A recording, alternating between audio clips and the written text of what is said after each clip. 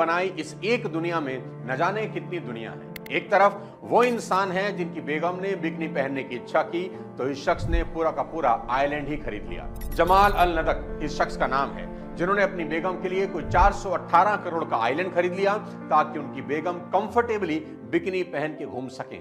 और दूसरी तरफ इसी दुनिया में कोई 80 करोड़ लोग ऐसे हैं जो रोज भूखे पेट सोते हैं, जिन्हें 2 वक्त का खाना भी नसीब नहीं होता। आज के इस वीडियो में आपको समझाऊंगा कि अमीर और गरीब में इतनी बड़ी खाई कैसे बन गई। ये वीडियो के आखिरी में मैं वो रीजंस आपको बताने वाला हूं जिसकी वजह से बड़े बड़े अमीर लोग आखिर में बेहद गरीब हो गए। इसलिए आखिरी तक इस वीडियो को जरूर देखें और चैनल पर अगर नए हैं तो सब्सक्राइब करके बेल आइकन दबा दें ताकि अगली कोई वीडियो आपसे मिस ना हो। अमीर और गरीब के फर्क को समझने के लिए सबसे पहले ये देखें। अभी अभी स्त्री 2 सुपर डुपर हिट हुई है और उसने कोई 800 करोड़ का बॉक्स ऑफिस कलेक्शन किया है। राजकुमार राव को इस फिल्म के लिए 6 करोड़ की फीस मिली। लेकिन मजे की बात क्या है जानते हैं? वही राजकुमार राव अपनी पत्नी के साथ एक बहुत ही ऑर्डिनरी से रेस्टोरेंट में खाना खाते नजर आते हैं। कोई शोशेबाजी नहीं, कोई दिखावा नहीं। जानते हैं क्यों? क्योंकि जिस बॉलीवुड इंडस्ट्री में वो हैं, वहां कई लोगों के बेहद पैसा कमा लेने के बाद बर्बाद होने के तमाम किस्से हैं, जिसके बारे में वीडियो में आगे आपको बताऊंगा। राजकुमार राव अभी 40 बरस के हैं, पर उन्होंने अभी से पैसों को सही जगह लगाना सीख लिया है। अभी अभी उन्होंने मुंबई में 44 करोड़ का फ्लैट खरीदा है। कितने का? 44 करोड़ का। और ये इंसान एक ऑर्डिनरी से रेस्टोरेंट में खाना खाता दिखाई दे रहा है। सीखने को तो बहुत कुछ है अगर हम सीख सके तो। और जानते हैं गरीब मेंटेलिटी वाले अनगिनत लोगों की क्या कहानी है?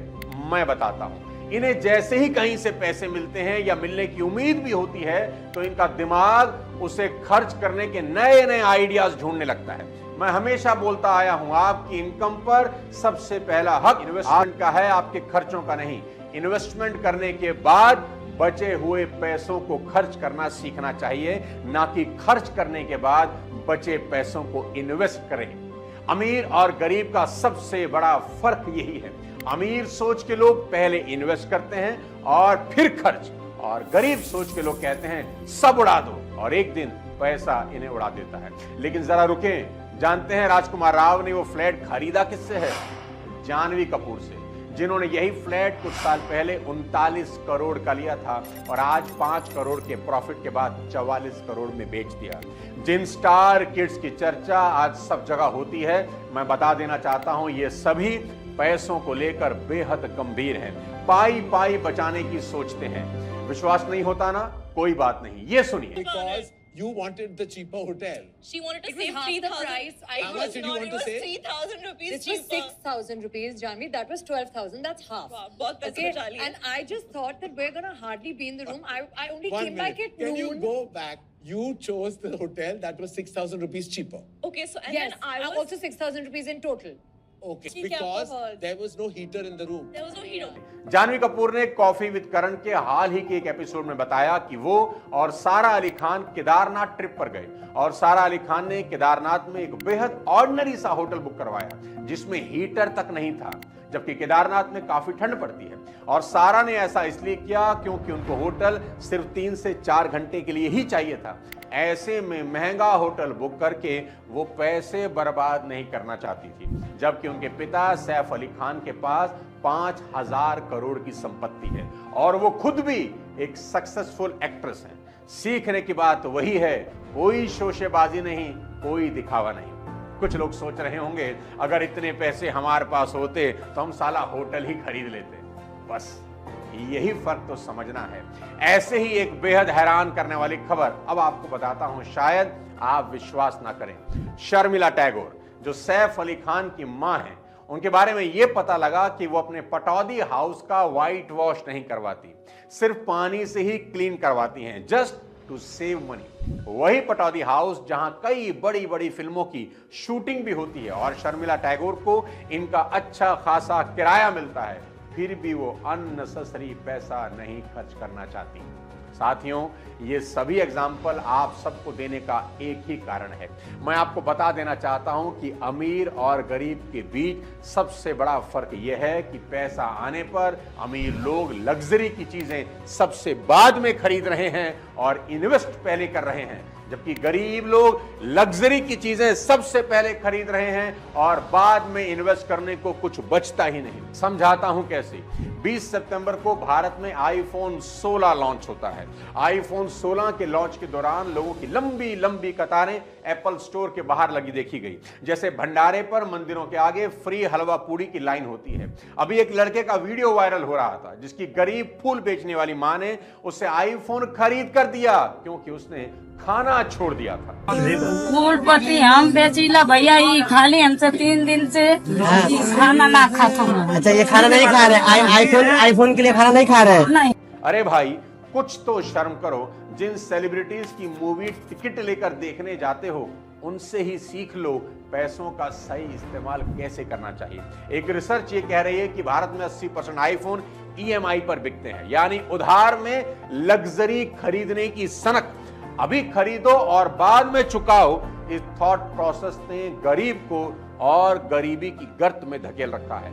मेरी नजर में ईएमआई पर फोन खरीदना सबसे बड़ा फाइनेंशियल क्राइम है। मेरे दोस्त, 10-15 हजार का फोन भी अच्छा होता है और यही 1.5 लाख कहीं सही जगह इन्वेस्ट किया जा सकते हैं जहां पैसों के बढ़ने की पॉसिबिलिटी हो। ईएमआई पर फोन खरीदने वाले कई लोग ऐसे भी होंगे जिनको अगर आप बोल दो कि इंश्योरेंस करवा लो तो इनकी आंखें ऐसे बाहर आ जाएंगी जैसे इनसे इनकी दोनों किडनी किसी ने मांग ली हो। मैंने पहले ही कहा था, फाइनेंशियल प्लानिंग इस यंग एज में सबसे ज्यादा जरूरी है। मैं आपकी जगह होता तो फ्यूचर को रिस्क फ्री और सेफ रखने के लिए अपना इंश्योरेंस जरूर करवाता। अरे भाई, सिर्फ 600-700 में 2 करोड़ का टर्म इंश्योरेंस आराम से मिल जाता है और वो भी 10% डिस्काउंट के साथ, with a 24/7 dedicated relationship manager. और साथ ही साथ 300-400 में, मात्र 300-400 में 1 करोड़ का हेल्थ इंश्योरेंस भी लीजिए। आपके पास दोनों ही होने चाहिए, हेल्थ भी और टर्म भी, ताकि मुसीबत के समय फिर से लोन लेकर हॉस्पिटल के बिल ना भरने पड़े। और अब तो महिलाओं के लिए हेल्थ इंश्योरेंस 6 महीने की प्रेगनेंसी के दौरान भी ले सकते हैं, जिसमें मैटरनिटी बेनिफिट मिल जाएगा। हेल्थ और टर्म का लिंक नीचे डिस्क्रिप्शन में दे रहा हूं, जरूर करवा लीजिए। यह आपको फ्यूचर में अनवांटेड कर्ज लेने से बचाता है। गरीब मानसिकता के मैक्सिमम लोग कोई फर्क नहीं पड़ता वाले प्रिंसिपल पर चलते हैं और बाद में यही लोग क्रेडिट कार्ड के कर्ज में दबे नजर आते हैं। शौक में हमने क्रेडिट कार्ड का इस्तेमाल करके इसकी धज्जियां उड़ा दी। टाइम्स ऑफ इंडिया की खबर के मुताबिक जून 2024 तक भारत में क्रेडिट कार्ड का बकाया कोई 2.7 लाख करोड़ है। जब ये सब देखता हूं तो मन में घबराहट होती है और पीड़ा भी। पर सवाल ये उठता है कि क्या वाकई हमें पैसों की समझ है? क्या हमें समझ है कि कहां पैसे लगाने चाहिए और कहां नहीं? देखा देखी सभी लोग जिंदगी बर्बाद करने के रास्ते पर चल पड़े हैं। कर्ज लेकर सभी चीजें करने की आदत इंसान को तबाह कर देंगी और जब तक कुछ समझ में आएगा जिंदगी हाथ से निकल चुकी होगी। अगर आप अपनी फैमिली को आज सबसे बड़ा गिफ्ट करना चाहते हैं तो दोनों ही इंश्योरेंस करा के अपना फ्यूचर रिस्क फ्री जरूर कर लीजिए। अमीर बनने और अमीर रहने के लिए 2 चीजें सबसे ज्यादा जरूरी हैं। पहले, अपना पर्सनल फाइनेंस को समझना और दूसरा, इतिहास से सीखना, क्योंकि इतिहास बहुत कुछ सिखाता है और यही दुनिया के कई बड़े दिग्गज फेल हो जाते हैं। कहते हैं कोई मूर्ख अगर फाइनेंशियल प्लानिंग कर ले तो वो उस जीनियस को हरा सकता है जो कभी फाइनेंशियल प्लानिंग करता ही नहीं। कुछ जीनियस लोगों के एग्जाम्पल आपको याद रखने चाहिए और अपने घर में सभी के साथ शेयर करने चाहिए। सबसे पहले, रिस्पेक्टेड सतीश कौल, जो एक बहुत सक्सेसफुल टीवी और पंजाबी मूवी एक्टर थे। महाभारत में ही प्लेड देवराज इंद्र और वो सुभाष घई की कर्मा राम लखन में थे। अपने प्राइम टाइम में ही वॉज अ सेलिब्रिटी और अपने आखिरी टाइम में हॉस्पिटल का बिल भरने के पैसे नहीं थे। मुझे दुख के साथ कहना पड़ रहा है कि पूरा दोष इन्हीं का है, that he did not save and invest properly during his prime time। Meena Kumari ji को कौन नहीं जानता। सफलता की सबसे ऊंची पायदान पर अगर कोई हीरोइन गई थी तो वो थी Meena Kumari. She is popularly known as the tragedy queen। Pakeezah जब रिलीज हुई तो पूरे देश में एक ही नाम था, मीना कुमारी। और पाकीज़ा का वो डायलॉग आज तक वायरल है जब राजकुमार कहते हैं, आपके पांव देखे बहुत सुंदर हैं, इन्हें जमीन पर मत रखना, मैले हो जाएंगे। कहते थे एक्टिंग में उनका मुकाबला करना नामुमकिन था। क्रिटिक्स उन्हें हिस्टोरिकली इनकंपेरेबल एक्ट्रेस कहते थे।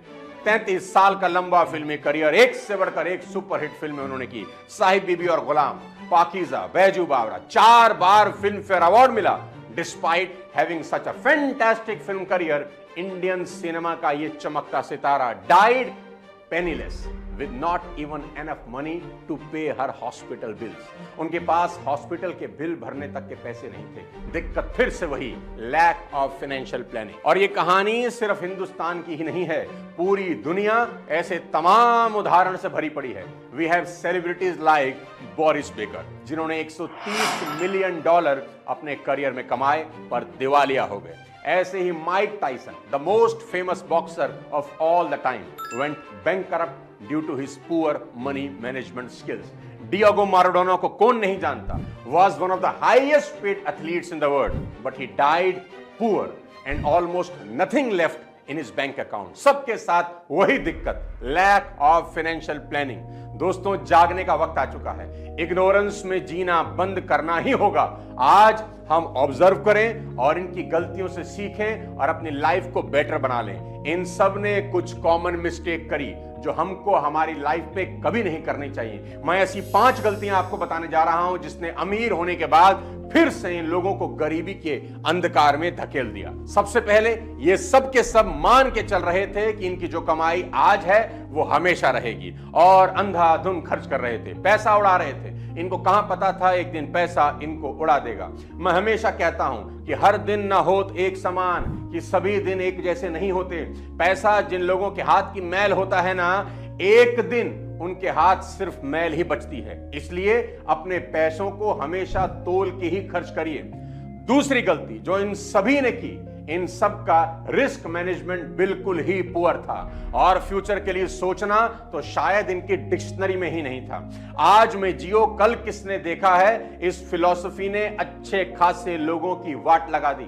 हमको आज में जरूर जीना चाहिए, पर कल के बारे में सोचना उतना ही जरूरी है जितना कि आज में जीना। दोस्तों, जिंदगी छोटी दिखाई देती है लेकिन पहाड़ सी बड़ी होती है। तीसरा कारण इन सब की बर्बादी का वो था शो ऑफ। शो ऑफ के लिए स्पेंड करना इनके डाउनफॉल का सबसे बड़ा कारण था। याद रहे, जो चीज आप खरीद सकते हो जरूरी नहीं उसे खरीद ही लेना चाहिए। वॉरेन बफेट ने एक बार कहा था, if you buy things you do not need, soon you will have to sell things you need. यानी जिन चीजों को आप खरीद रहे हैं, अगर इनकी जरूरत नहीं है तो एक दिन जिनकी जरूरत है वो चीजें आपको बेचनी पड़ जाएंगी। याद रखना मेरी बात, लोगों को दिखाने के चक्कर में मत पड़ना, क्योंकि लोग तुम्हारी तरक्की से वैसे भी खुश नहीं होते। इन सभी के डाउनफॉल का चौथा सबसे बड़ा कारण था पुअर इन्वेस्टमेंट डिसीजंस। इन लोगों ने बिना सोचे समझे यहां वहां जहां मन किया पैसा लगा दिया, ना कोई एक्सपर्ट एडवाइस ली और ना ही कोई फाइनेंशियल कैलकुलेशन की। अच्छे दौर में पैसा इतना आ रहा था कि इन लोगों ने सोचना ही बंद कर दिया और बड़ा इंसान बनने की लालच इन सब लोगों से लगातार गलत इन्वेस्टमेंट करवाती रही और सभी इन्वेस्टमेंट एक दिन डूब गई। पैसा इन्वेस्ट करना बहुत जरूरी है, लेकिन इससे भी जरूरी है कि वो सही जगह इन्वेस्ट हो। इसलिए आंख बंद करके किसी के भी कहने से रातों रात करोड़पति बनने के सपने ना देखें और अपने खून पसीने की कमाई गलत जगह ना लगा दें। पांचवां कारण इन सभी लोगों की बर्बादी का, लेंडिंग, डोनेटिंग और gifting. Rich people often fall under the trap of fake charities, donations and unnecessary gifting. इन सभी लोगों ने आंख बंद करके लोन दिए, कोई बात नहीं, जब मन करे लौटा देना, तू तो अपना भाई है, बता कितने पैसे चाहिए। इसका रिजल्ट यह हुआ कि एक बहुत बड़ा अमाउंट या तो उधार में मारा गया या महंगे तोहफों में। उल जलूल चैरिटी की, बिना सोचे समझे पैसे उधार दिए जो वापस कभी नहीं मिले। चैरिटी करिए, जरूर करिए दोस्तों, उधार भी दीजिए, लेकिन सोच समझ के, आंख बंद करके नहीं। वो एक पुरानी कहानी है कि एक आदमी की लॉटरी लगी, आंखों में नोट, दिल में नोट, हर जगह नोट ही नोट। तभी किसी भिखारी ने पैसा मांगा और इसने 500 का करारा नोट उसकी तरफ उड़ा दिया। नोट देने के बाद इसने भिखारी से पूछा, हालांकि तुम्हारे कपड़े फटे हुए हैं, लेकिन इसको देखकर लगता है कि कभी शानदार रहे होंगे। तुम भिखारी दिखते हो, पर लगता है कभी कोई बड़े आदमी रहे होंगे, क्या राज है? तो भिखारी ने जवाब दिया, ऐसे ही 500-500 के नोट लुटाते रहो, एक दिन तुम्हारी भी यही हालत हो जाएगी। मैं भी पहले ही ऐसा ही अमीर था और ऐसे ही नोट लुटाया करता था। दोस्तों, मैं तो यही चाहता हूं कि आप पैसे कमाएं, साथ ही साथ सही जगह इन्वेस्ट करें।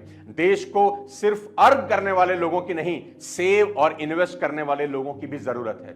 देश की प्रोग्रेस में आप एक बड़ा रोल प्ले कर सकते हैं। उम्मीद करता हूं ये वीडियो आपको पसंद आया होगा। लाइक कर दें और ज्यादा से ज्यादा लोगों को इसको शेयर करें ताकि नेशन बिल्डिंग में आप भागीदार बन सके। और टर्म इंश्योरेंस करवाना भूल कर भी ना भूलिए। अगले किसी और वीडियो के साथ फिर आपसे मुलाकात करूंगा। तब तक अपने स्वास्थ्य का ध्यान रखिए। Thank you so much. जय हिंद।